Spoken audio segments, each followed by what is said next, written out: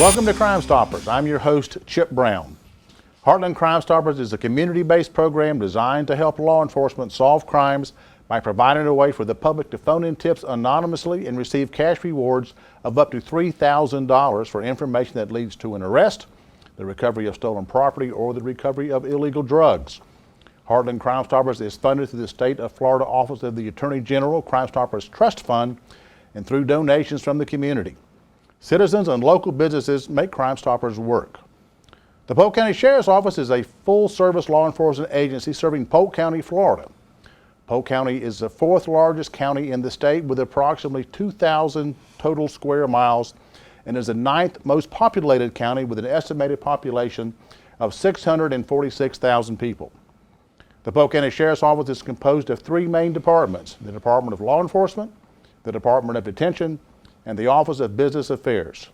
Joining us from the Cold Case Unit are Detectives Jason McPherson and Mathew Newbold. Gentlemen, welcome to the show. Thank you for having us. Now we're going to talk about some cold cases, but first I'd like to get some background on you. Jason, how did you end up getting in law enforcement? It's something that I always wanted to do from a very young age, to help people. So I think I knew at about age 12 that I wanted to be a police officer. And I just followed my path, and this is where I'm at today. Yeah. Now, have you worked for the Sheriff's Office your entire career? I started in 1998 with the Sheriff's Office. I worked in corrections for 3.5 years, a short 3-year stint at Bartow Police Department, and the remainder of my time has been at the Sheriff's Office. Yeah. Now, obviously, when you came to the Sheriff's Office, you just didn't go into homicide. You know, there's, you have to kind of pay your dues, as they say. So. Yes, sir. I did patrol for a number of years. I went into sex crimes, special victims unit, did that for about 3.5 years, and I've been in homicide since 2012. My first 3 years or so were in hot case homicide, which are active homicides, and since the end of 2015, I've been in the cold case unit. Yeah. So. Well, Matt, tell us about you. Did you always want to be a policeman, or how did you get into it? Well, I always wanted to be a deputy sheriff, probably since I was about 5 or 6 years old. So finally, in 2000, I came to the Polk County Sheriff's Office, and I started out as a patrol deputy, as everyone else does for the most part. And I became a detective in 2002, working general crimes, burglaries, thefts, etc. Excuse me. And then in 2007, I went to homicide. I've been there ever since. I went to the cold case unit in 2014, and that's where I've been working cold case since 2014.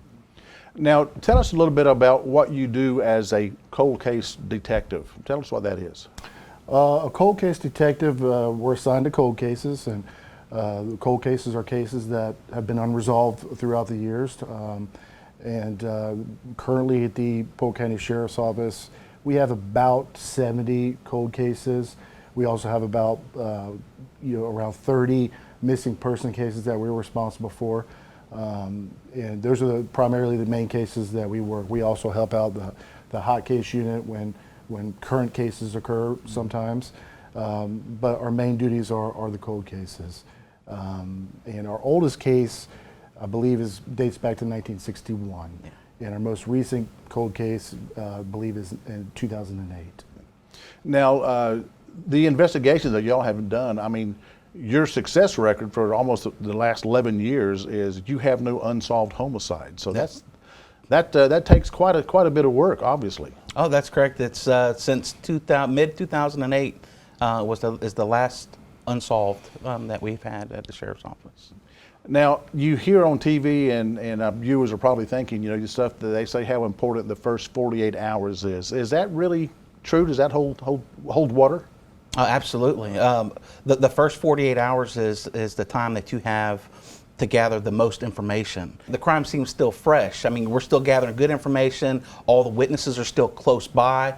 So we have the opportunity to get the most amount of information and the best evidence within that first 48 hours.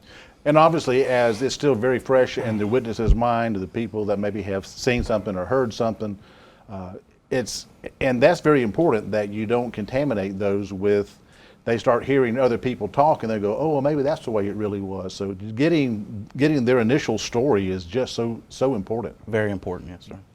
Now, going back to the cold cases, those investigators back then have worked very hard on those cases, obviously.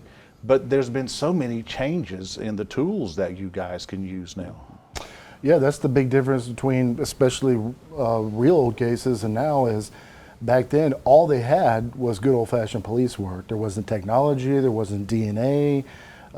So those are some of the problems, because even in the real old cases, they didn't even know about DNA. So there's certain things they didn't collect and that kind of thing. But in today's world, you know, when we have a homicide, you really have to combine the good old-fashioned police work, knocking on doors, talking to people, with the technology, and that's how we solve the cases. There's just so many tools. I know that with Crimestoppers, I went back a couple of days ago, and since we've been in existence, '94 here in Polk County as Heartland Crimestoppers, tips to us have solved 35 homicides that would have probably gone unsolved, or certainly cut, you know, that time down, that you would have had people getting away with, literally getting away with murder. Oh, sure, and I've worked with you for the majority of my time in homicide, and as you know, me and I've had cases where, you know, a handful of cases where the tip really is what pushed the case over the edge to make an arrest, because like you said, without that tip, you know, who's to know if it would even been solved? And really, there's no unimportant information. Somebody maybe has heard something or saw something, and a lot of times people don't even know that they know it. You know, they don't even think about it. Is there any tip that is going to be too insignificant for y'all to look at? No, there's no such thing as that, because like I tell the guys we work with is we're just waiting for that one tip, and they may not know how important it is, that the person making the tip, but you know, it's that one little thing, you know, that's going to solve the case. So we want everything we can get. Like the case we're going to talk about today, I think they had around, you know, 200, a little over 200 tips on that case. So they may not know it then, we may not know it now, but eventually that one tip could still be, you know, the tip that solves the case once we get put all the information together. Because inevitably, you know, I'm just trying to think how to word this, but there are people that when this thing happens, you know, and they do something, the majority of people are going to have some kind of sorrow, some kind of guilt, and it's just going to eat at them. Or somebody knows somebody that did it, and it's just going to eat at them. And it could be, you know, 6 months, it could be 6 years, that they have to get it off their chest, and that's the perfect way to do it is to just come forward, because it's not that you have an unsolved homicide. You've got a killer walking around our community. Absolutely, absolutely. The more and more time goes by, the more and more time they're free, and they could do it again. And a lot of people that we talk to throughout our job, from cases that are older, they don't realize that the case is still open. A lot of people that we go back and we talk to, they're like, well, we wasn't sure that this case, we thought this case was closed. We wasn't sure it was still open, you know. And the information that we get from them might not seem important to them, but it's important to the case. Yeah. You know, so I mean, any tip that we can get is awesome. Yeah, and like I say, there is no statute of limitations on a homicide. I mean, that stays active even though it may not be hot, as you have said earlier. You're still working on that case and getting information and trying to get information. So it really is important that if somebody knows something, they can call Sheriff's Office directly. They can leave a tip with us if they want to remain anonymous. Just let you know, just get the information, because it's going to make them feel better, you know, getting something off their chest that they had maybe been harboring. They knew somebody had involved in a homicide, and maybe they feel guilty for not reporting it or for doing something to stop it, and it's just going to be so much better mentally and physically for them. Yes, sir. Now, I was going to also talk the fact that the technology, you know, back in the old days that I remember, out there with the old, you know, 35mm cameras and taking pictures and getting them developed in the lab, and now with, you know, the digital photography, you've got the laser sighting, you know, and the laser measuring. The people, you know, always have, you know, cell phones and taking pictures, and I don't even know they have information, but there is just, the techniques have just, you know, really just mushroomed. They have just really exploded. Sure. Like speaking about the cameras, our crime scene technicians now also use the digital 360 cameras. So it can basically make, an entire view of the scene. So if you were to go back and look at the camera, you can pan the camera around as if you're standing at the crime scene. And that's the purpose of it, to get a real view of the scene. And that's pretty impactful on jurors too. Matt, Jason, I'm going to ask you guys to stick around for just a few minutes, okay? Okay. Okay. Crimestoppers provides a way for local law enforcement to receive information on crimes while keeping the person providing that information anonymous. These efforts increase tips, which in turn solve more crimes and identify criminals in our community. Here's a look at some of our most recent cases. The Polk County Sheriff's Office is investigating a home invasion shooting that resulted in the death of a Dundee woman during the late night hours of Thursday, June 27th. The home invasion occurred around 10:20 p.m. in the area of Danielle Street between Garrison and Foos. 25-year-old Chabrion Collins was found inside of an apartment with a gunshot wound. She was airlifted to LRHMC, where she underwent surgery. She succumbed to her injuries Friday morning, June 28th.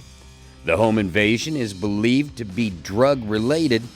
The reward has been increased to $10,000 for the tip submitted to Heartland Crimestoppers that results in the arrest of the person or persons committed this murder. On Thursday, June 20th, about 1:30 in the morning, this suspect burglarized the United Slab business on McHugh Road in Lakeland, not too far from where the Polk Parkway meets I-4.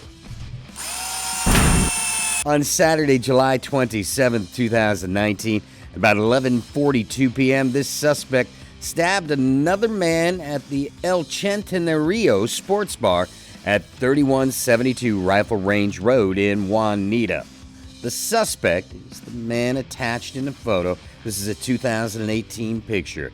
He is believed to go by the name Wilbur or Antonio, with the possible last name of Gonzalez or Gonzalez. He is thin, has a beard, and is between 19 and 21 years of age. His left ear is pierced. He has a tattoo on his upper right arm. On Thursday, July 25th in the evening, about 11:59 p.m., these two suspects were observed entering the gated community of Magnolia Walk subdivision in Bartow. The pair crawled under the entry gate, and shortly thereafter, multiple vehicles were observed with blue and orange paint thrown on them. This caused a significant amount of damage to the vehicles and residences. On Thursday, July 18th, at approximately 4 p.m., the suspect pictured entered the Bell's department store on U.S. Highway 98, selected clothing, entered the fitting room, and exited the store without paying for the items. As he was leaving the store, the loss prevention officer confronted him, and he pulled a knife on her, and he said, "Get the expletive back." He fled on foot towards Best Buy. On July 8, 2019, at the Walmart located at 7450 Cypress Gardens Boulevard at 3:07 a.m., this subject sneaked behind the counter where cigarettes are and helped herself to $350 worth of cigarettes and swiftly walked out the store. If you have any information on any of the cases you've just seen or any information on an unsolved crime, please contact Heartland Crimestoppers and leave an anonymous tip. The toll-free tip line is 1-800-226-TIPS. That's 8477. You can also leave an anonymous web tip by going to www.heartlandcrimestoppers.com and click on the Give a Tip tab, or by going to www.p3tips.com. Don't forget, you can download our free P3 Tips app on your smart device. Whichever way you choose to leave a tip, you will remain 100% anonymous. If your tip results in an arrest, the recovery of stolen property, or the recovery of illegal drugs, you could be eligible for a cash reward of up to $3,000. Welcome back to Crimestoppers. I'm your host, Chip Brown. The Polk County Sheriff's Office currently has approximately 70 unsolved cases. Additionally, they have approximately 31 missing person cases. The missing person cases are also the responsibility of the cold case unit because those 31 cases are cases which in circumstances are suspicious and or the missing person is presumed deceased. Detective Jason McPherson and Matt Newbold are still here. Thank you guys for sticking around. Yes, sir. Now we want to talk specifically about a cold case homicide that you're working that occurred in Dundee. Tell us about that case. Well, in 2005, it occurred in Dundee at 201 Dundee Road. It was a Superway number 6 convenience store. The owner, Pat Amin, was there. It occurred about a little after 7 in the morning on April 1st, 2005. And he was there alone. They were open. Well, a little after 7 a.m., a dark colored GMC Yukon backed in front of the door. We believe they did that so the camera didn't catch the tag number. Basically, 4 black males get out of the vehicle, enter the store, and then they leave. And when reviewing the video footage, you can't see the crime take place, but you can hear a gunshot. Ultimately, the victim was found deceased. He had been shot, and he was found by customers, a little after 7 o'clock in the morning. So they reported it. It was an obvious robbery that occurred that they were trying to do. And what sticks out about this case is Pat was loved by the local community there. The local community knew him very well. His customers loved him. So it was a pretty big case back then. A lot of people cared about it, and we still do. That's why we're looking for information to come in, because we believe that without question that someone or people know who did this. And Pat was just such a great guy. And one thing about Pat is he actually learned Spanish on his own, so he can communicate with his Spanish customers. So he would often, if somebody didn't have enough money to pay for whatever they were getting, he would just say, "Pay me next time," that kind of stuff. So they loved him. So, but he was also known to have a large amount of cash there for check cashing. So I'm sure that there's obviously the criminal element in the area probably found out about that or knew that and wanted to take advantage of that. So again, we're looking for anybody that would have information on this case to at least call, if they want to remain anonymous, call Crimestoppers, or if they don't want to remain anonymous, call us at the Sheriff's Office. And we would love to get that information. Now, you said this occurred at 7 o'clock in the morning. That seems kind of unusual for an armed robbery. It seems as though the suspects, the 4 suspects, knew what they were doing. I mean, as far as backing in, hiding their tag, the time of day, when they got there, the time of the week. I mean, they knew that this would have been a time that he would have had more money for check cashing. So it seems to be well thought out. I think the important thing is that we know of 4 people who know what happened, because 4 people did it. And of those 4 people, they told somebody, more than likely.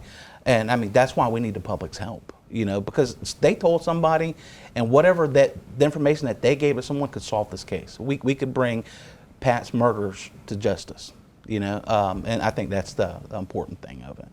Now, Jason, the vehicle, obviously, from 11 years ago, that vehicle has probably been traded, sold. The suspects probably are not driving that same vehicle. Right. But our hope is obviously that somebody is going to recognize this vehicle and remember, I remember somebody picking up, my cousin, picking up my friend. I remember seeing so-and-so, in that vehicle cruising the area.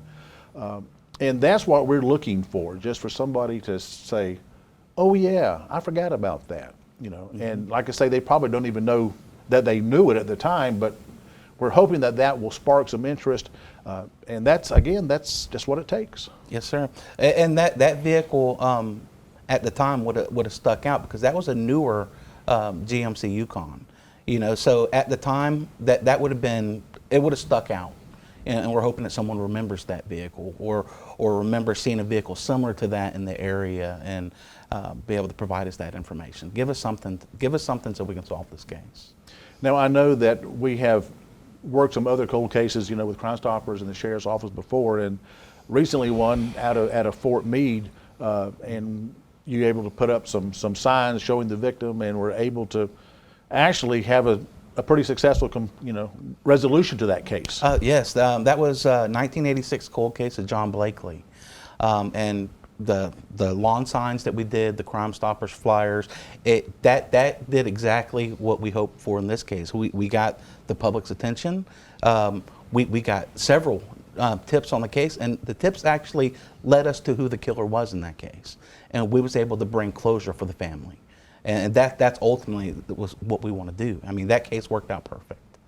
Yeah, and there again, I know that you go back, and as you typically do as you work these cold cases, you will go back and re-interview the witnesses, the victims, the witnesses, the ones that were there, because there again, maybe they are remembering something that they didn't tell you the first time. Sure, and that's important to say that because I could tell you that happens more often than not. We talk to these people again, and they'll tell us sometimes they just don't remember anything. They don't even remember what they had told law enforcement before. But usually they do remember, and they remember telling law enforcement, whatever they told them, which is what they're telling us now. And more often than not, they'll give us more details, important details. So that does happen.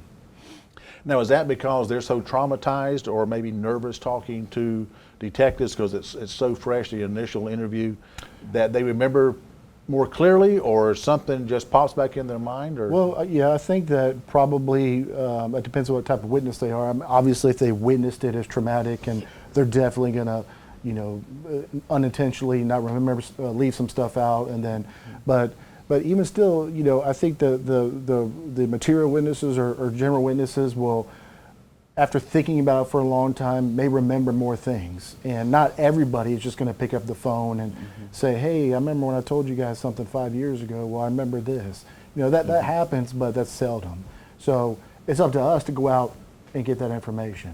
But certainly that does happen. And with 70 cases that are cold, and just two of you working it,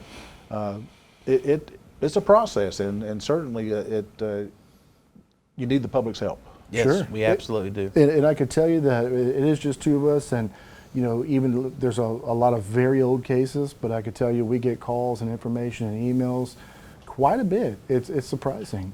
And sometimes the information pans out and sometimes it doesn't. But again, we encourage, that's what we want. It's better than sitting around with nothing. Yeah. Because again, you go back to some of these old cases, you don't have much evidence, if at all. So we can't solve any crime, particularly homicide, without the public's help. Now, I know particularly, people sometimes get frustrated, as you guys do, that you have a person of interest, and your gut's telling you that this person did it or is involved in it, but there's that burden of proof that has to be met before you can make an arrest and prosecute. Because once you make an arrest, if it's thrown out, then basically it's a pretty steep uphill battle. Sure, and that's another thing that makes working, solving, and prosecuting a cold case that much more difficult, because you do have, first of all, you have good witnesses, pass away, so you can't use them.